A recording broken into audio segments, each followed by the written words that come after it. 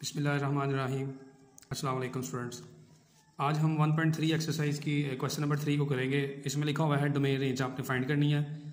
लिखा जी question without finding the inverse state domain and range of F inverse F of X equal to X plus 2 square root. तो उससे पहले हम बात करेंगे डोमेन एंड रेंज की बात तो वैसे लेक्चर में कर चुके हैं, आप प्रीवियस वीडियो में चेक कर सकते हैं फंक्शन वाली में, जिसमें हमने फंक्शन डिफाइन किया था। मैं फिर भी आपको थोड़ा सा बता देता हूँ। जो डोमेन होता है वो हमारे पास इनपुट वैल्यू होती है, ठीक है। और जो रेंज होती है वो क्या होती है, जब हम कोई भी इनपुट वैल्यू डोमेन फंक्शन में देते हैं तो उसके बाद हमें एक कोई ना कोई डेफिनेट नंबर हमारे पास आता है, ठीक है। एक इंटरवल कोई आ जाता है, उसको हम कहते हैं रेंज। आपके पास जो भी आउटपुट आएगा उसको हम रेंज कहते हैं। डोमेन जो होती है वो हम इनपुट देते हैं, उससे आउटपुट आता है, उसको हम रेंज कहते हैं, ठीक है ना। और ये हमेशा माइनस इंटरवल से प्लस इंटरवल के दरमियान में होता है, वो कोई भी हो सकता है। रियल नंबर जो होते हैं वो ऐसे भी लिख सकते हैं और ऐसे भी लिख सकते हैं, ठीक है। अब हमारे पास फंक्शन है F x is equal to square root x plus 2। इसमें हमने फाइंड करना है इसकी डोमेन एंड रेंज। तो इसकी आपके पास अगर कोई भी फंक्शन स्क्वायर रूट में आ जाए, आपने कुछ बातें याद रखनी है कि ये तीन रिजल्ट्स आपके पास नहीं आने चाहिए कभी भी। Something over 0, 1 over 0, 0 over 0 and square root में माइनस वैल्यू कभी भी नहीं आनी चाहिए, ये बैड होता है, ठीक है। ये तीन रिजल्ट्स आपके पास नहीं आने चाहिए, इससे आपने अवॉइड करना है। क्योंकि हम यहाँ पे रियल नंबर्स की बात करते हैं, इसलिए यहाँ पे कॉम्प्लेक्स नंबर से भी अवॉइड करना है। तो अगर आपके पास कोई भी क्वेश्चन स्क्वायर रूट में आ जाए तो आपने क्या करना है, आपने उसको लेट कर लेना फंक्शन को, let x plus 2 is greater than equal to 0।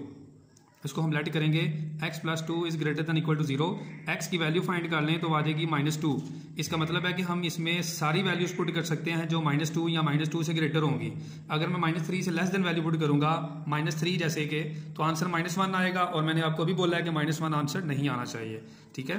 तो हमारे पास जो डोमेन होगी वो क्या होगी, डोमेन ऑफ फंक्शन वो आ जाएगी -2 टू प्लस इन्फिनिटी। उसने बोला है कि -2 से बड़ी वैल्यूज, तो -2 से बड़ी वैल्यूज फिर पॉजिटिव ही होंगी, तो आप -2 से प्लस इन्फिनिटी की तरफ जाएंगे। ये क्लोज इंटरवल, ये ओपन इंटरवल है, ठीक है।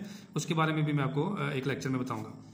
इसके बाद ये आपके पास रेंज के लिए रेंज ऑफ फंक्शन क्या होगी, आप सिंपली -2 पहली वैल्यू पुट करें फंक्शन के अंदर, ठीक है। आप देखें ना, ये रियल लाइन है। बाकी क्वेश्चन के लिए भी इधर ही बात कर लेते हैं। 0, 1, 2, 3, 4, 5, -1, -2, -3, -4, -5, ये हमारे पास रियल लाइन है। ये माइनस इन्फिनिटी, ये प्लस इन्फिनिटी की तरफ जाएगा। अगर मैं -2 वैल्यू फंक्शन में पुट करूं तो आंसर क्या आता है, 0 आता है।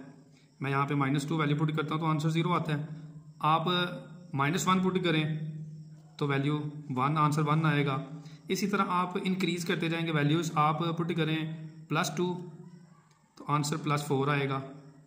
आंसर 2 पुट करेंगे तो 2 आएगा, ठीक है। इसका मतलब है कि आप -2 से प्लस इन्फिनिटी की तरफ जाएंगे तो आंसर इसका 0 से प्लस इन्फिनिटी की तरफ जाएगा। आप ऐसे कहने पहली वैल्यू पुट करें -2 इसमें तो आंसर 0 आता है, तो ये आ जाएगा 0 से प्लस इन्फिनिटी। इसके बाद इन्वर्स फंक्शन में मैंने आपको बताया था प्रीवियस लेक्चर में भी, आप चेक कर लीजिएगा पिछली वीडियो में। उसमें लिखा था, हमने बोला था कि जो डोमेन होती है ना एफ इनवर्स की, वो बेसिकली रेंज होती है फंक्शन की। मैं लिखता हूँ domain of F inverse is equal to range of function. तो ये आंसर आ जाएगा 0 टू प्लस इन्फिनिटी। और जो रेंज होगी एफ इनवर्स वो होगी डोमेन, या जाएगी domain equal to -2 to plus infinity. ये हमारा क्वेश्चन सॉल्व हो गया, ठीक है। कोई भी क्वेश्चन आपके पास स्क्वायर रूट में, क्यूब रूट में, nth रूट में आए तो उसको इस तरह से सॉल्व करना है। इसके बाद हमारे पास सेम इसी तरह का एक पार्ट है, फोर्थ पार्ट। उसको आपने क्या करना है, एफ एक्स। नेक्स्ट जो पार्ट था उसमें F F x equal to x - 5 whole square दिया हुआ है और साथ उसने कंडीशन दी है x is greater than equal to 5। अब जो डोमेन होगी वो उसने खुद ही आपको कंडीशन दे दी है कि आपके पास जो वैल्यू है वो 5 होगी या 5 से ग्रेटर देन होगी। 0, 1, 2, 3, 4, 5। इसका मतलब है कि ये कोई भी इसमें नंबर्स नहीं आएंगे, ठीक है ना। आप इसको इस तरह से बना के देख लें, 0, 1, 2, 3, 4, 5, 6 एंड 7। तो ये इधर से 5 से ऑनवर्ड प्लस इन्फिनिटी तक, मतलब आपने x की वैल्यू 5 लेनी है, यहाँ 5 से ग्रेटर देन वैल्यू लेनी है, स्मॉल इससे कोई भी नहीं हो सकती, इसने खुद कंडीशन दी है। तो डोमेन आ जाएगी, domain of function 5 to plus infinity. आप रेंज निकालें इसकी, रेंज कैसे निकालेंगे, आप 5 पुट करें, इसमें आंसर क्या आएगा, 5 - 5 0, 5 पुट करेंगे तो 0 आएगा, और इसके बाद आप 6 पुट करेंगे तो 1 आएगा, 7 पुट करेंगे तो 4 आएगा। इसका मतलब है कि ये भी पॉजिटिव वैल्यू इंक्रीज बड़ी वैल्यू होती जाएंगी। तो जो रेंज होगी वो होगी 0 टू प्लस इन्फिनिटी। अब हमने इन्वर्स की बात करनी है, तो डोमेन ऑफ एफ इन्वर्स वो क्या आ जाएगा, जो रेंज होगी फंक्शन की वो होगी डोमेन इन्वर्स की। इसी तरह आप लिखेंगे range F inverse is equal to domain of function के इक्वल होगी।